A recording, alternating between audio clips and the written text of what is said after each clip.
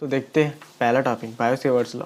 Bio-Savart's law में हम लोग करंट कैरिंग वायर लेते हैं, जिसमें छोटा छोटा सेगमेंट ले लेते हैं डीएल के कारण एक करंट फ्लो होता है, और करंट फ्लो के होने के कारण उसमें मैग्नेटिक फील्ड डेवलप होता है। उसी मैग्नेटिक फील्ड के मैग्नीट्यूड को दर्शाता है बायो-सेवर्ट्स लॉ। जैसे हमारे पास ये डीएल लेंथ है, उससे आर डिस्टेंस पर एक कोई भी पॉइंट पे छोटा सा लेंथ के कारण छोटा सा मैग्नेटिक फील्ड डेवलप होता है, उसी डी वी है, उसी को बायो-सेवर्ट्स लॉ बोलते हैं। और इसका देखते हैं D B means magnetic field mu naught by 4 pi. ये बहुत जगह इस्तेमाल होगा, इसको ध्यान से याद रखना। आई डी एल ये छोटा सा सेगमेंट लेंगे इंटू आर वेक्टर, ये जितना वेक्टर है बाई आर क्यूब, यही है बायो-सेवर्ट्स लॉ। तो हमारा दूसरा टॉपिक है राइट हैंड रूल, जिसमें हम लोग देखेंगे कोई भी करंट कैरिंग वायर ले लिए तो वो करंट कैरिंग वायर की वजह से हम लोग का एक मैग्नेटिक फील्ड डेवलप होगा। मैग्नेटिक फील्ड डेवलप होने के बाद एक मैग्नेटिक फील्ड ऐसा सर्कुलर पाथ में डेवलप होगा। तो उस मैग्नेटिक फील्ड के डायरेक्शन को पता करने के लिए हम लोग इस्तेमाल करते हैं राइट हैंड रूल।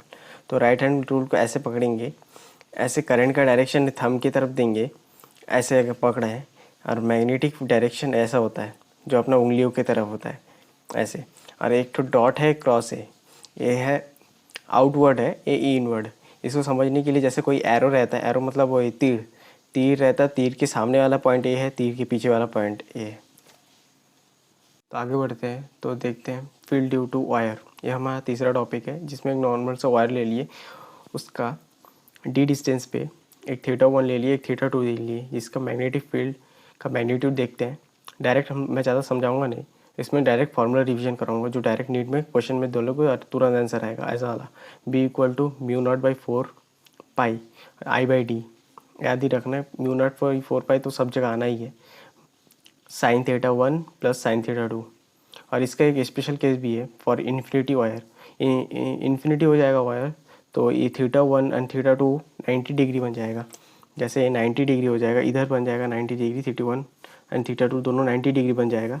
90 डिग्री बन जाएगा तो साइन थीटा 1 आ जाएगा 1, साइन थीटा 2 भी आ जाएगा 1, तो हो जाएगा दोनों प्लस हो जाएगा तो 2 हो जाएगा। उस हिसाब से बी में इसका मैग्नीट्यूड देखते हैं, mu not I by 2 pi D. बस इतना याद ही रखना, ये दोनों बहुत इंपॉर्टेंट है।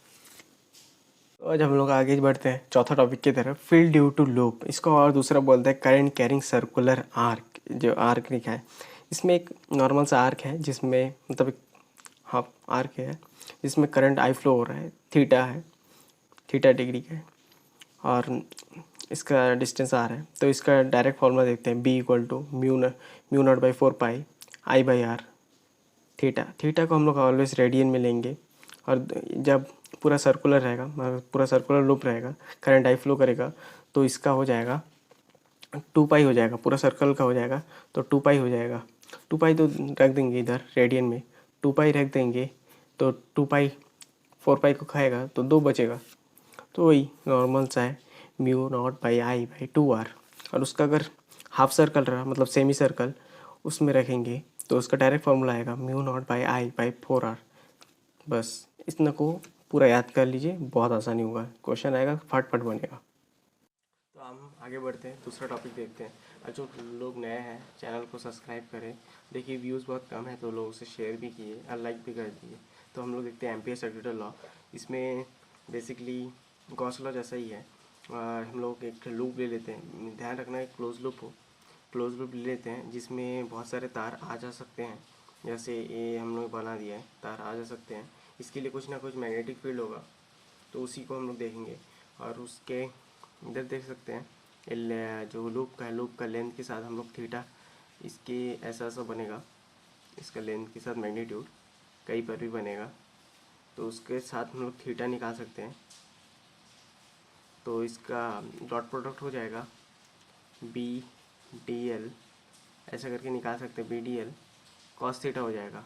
तो इस हिसाब से हम लोग ऐसे निकाल देंगे, ऐसे सब पॉइंट का निकालेंगे तो इंटीग्रेशन हो जाएगा। इंटीग्रेशन और क्लोज लूप के लिए हम लोग ऐसा लगा दिए, बी डी एल हो जाएगा, बी इंटू डी एल हो जाएगा, इंटू म्यू नॉट इंटू आई इन क्लोज्ड, मतलब जितने भी हैं।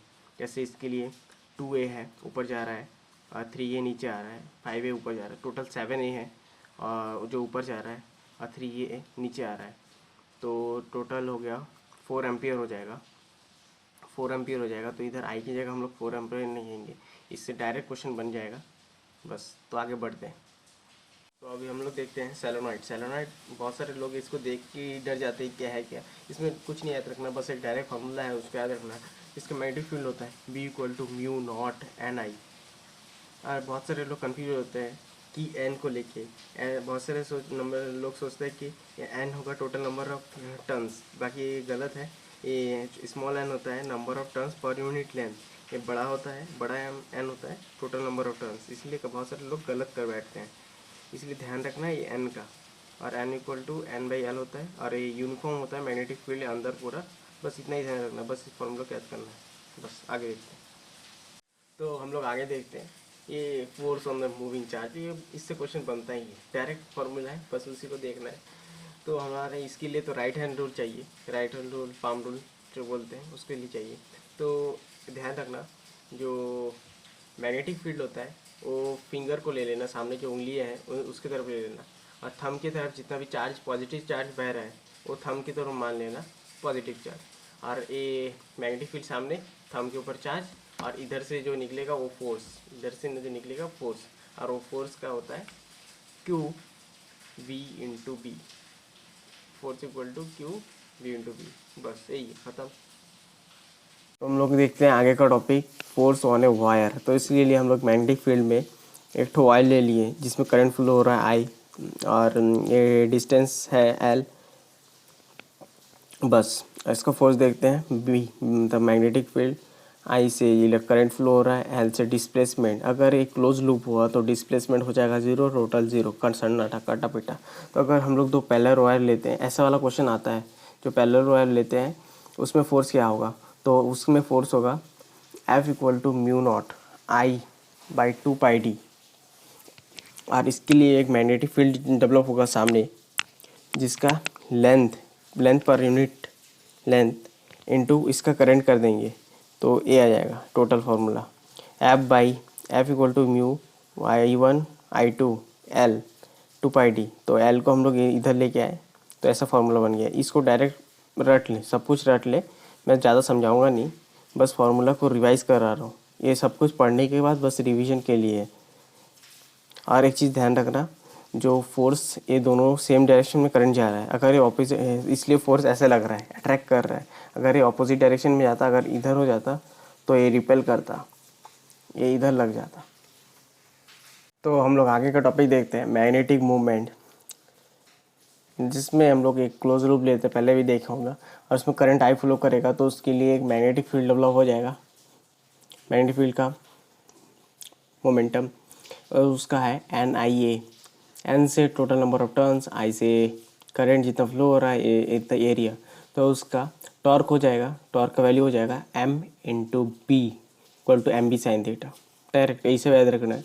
और उसका एनर्जी हो जाएगा, potential energy, μ/B = -MB cos theta. बस फोर्स 0 होता है, क्योंकि यूनिफॉर्म इसके लिए फोर्स नहीं लगता है। तो ये हमारा इस चैप्टर का लास्ट टॉपिक ख़त्म होगा अभी। तो हम लोग अभी देखते हैं गैल्वेनोमीटर को एमीटर वोल्टमीटर में कैसे कन्वर्ट करते हैं। अगर गैल्वेनोमीटर को अगर पैरेलल ही कोई रेसिस्टेंस, उसको वो रेसिस्टेंस के साथ जोड़ देते हैं, तो हमारा एमीटर बन जाता है। और इधर ये शंट बोलते हैं इसको, 0 रहता है, बेसिकली रेसिस्टेंस 0 रहता है। और गैल्वेनोमीटर को अगर कोई भी सीरीज़ में जोड़ दिया तो वो वोल्टमीटर बन जाएगा। बस इतना ही ध्यान रखना है। और इसमें कॉन्सेप्चुअल थोड़ा बहुत क्वेश्चन आता है, और ये इसका वैल्यू रहता है इन्फिनिटी। ऐसे ही शॉर्ट रिवीजन, फार्मूला रिवीजन के लिए अगर आगे भी मैं पूरा सीरीज़ बनाऊंगा, अच्छा लगे तो सब्सक्राइब, लाइक, शेयर कर देना। Thank you.